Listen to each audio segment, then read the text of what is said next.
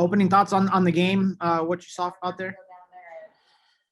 Well, we really did a great job of hitting the baseball and hitting breaking balls and fastballs located and of course, taking advantage of their walks and hit batters. Productive, really, the whole tournament to me. The pitching we've been out of whack of starting pitches, putting us in a bind.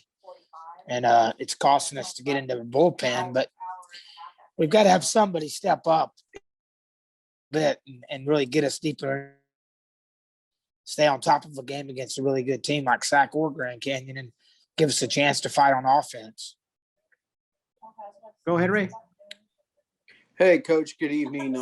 You were just talking about it right now, particularly in the starting pitching department where, you look at the numbers and not everyone has gone in through deep through at least 3 innings.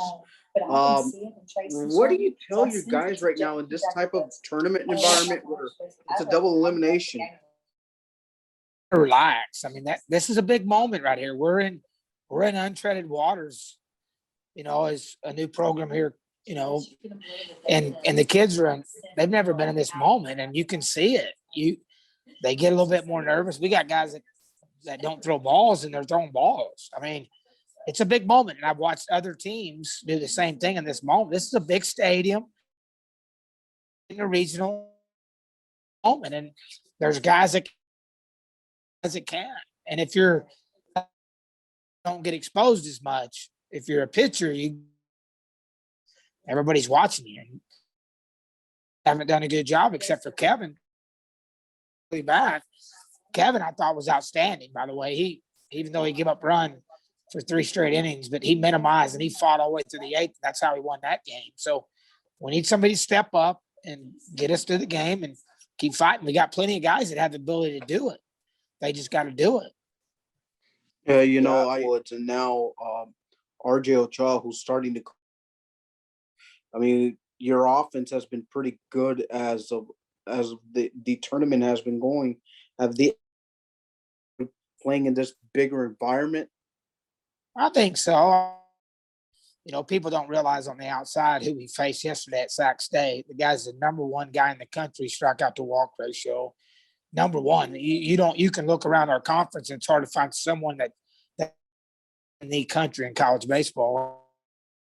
Balls on the screws. I thought we fought him really hard, and we even fought him hard after going down 5-0. That's the worst thing to do to a good pitcher. Once he gets runs and he gets to relax, and it could, of course, it puts us on offense fighting too hard. And so, I mean, we're doing a good job. We're right where we want to be swinging it. We got to do a good job pitching the baseball the rest of the time, and here to get an opportunity.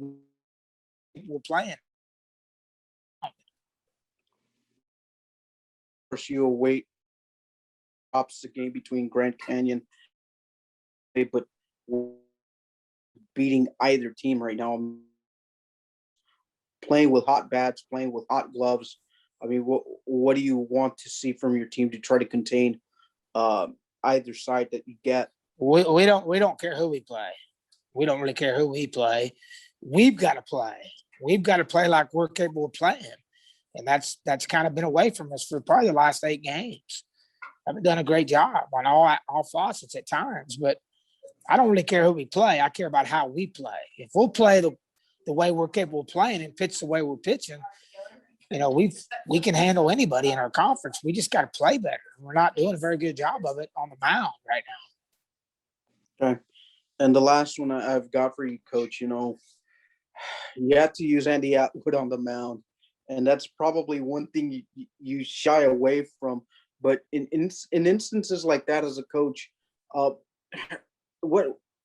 being that you're thin on the bullpen, what's kind of have to be that message to some of your guys out there who have your limited ABs, your limited opportunities to play Sheltons and Fontable. How do you just manage a group to just and be ready when called upon? Well, I mean, Andy Atwood's got better stuff than a lot of guys that have pitched a lot this year. I missed opportunities to get him in earlier in the year. But he was on the mound for one reason, to see if he can help us down the road. And it may not be tomorrow, but it could be the next day. He can get guys out. The guy's a 90-mile-an-hour guy with sidearm 88 and a good breaker, and he will compete and he will throw strikes. If we get beat when guys just hit us, you know what, we'll take our hats off and go home. But if we're going to give guys free passes and let them beat us because we can't throw the ball over the strike zone, then that's not going to work. We got to at least give our defense a chance to make a play. And Andy can throw strikes and he really competes. So if he feels good, he'll be in there again. He'll be in there again before other pitchers. Believe me that. All right. Thank you so much, Coach. Thank you. Thanks, Coach. Thanks, guys. Yep. Thank you, Dan. Thanks, Ray. What do you No got, problem. JC?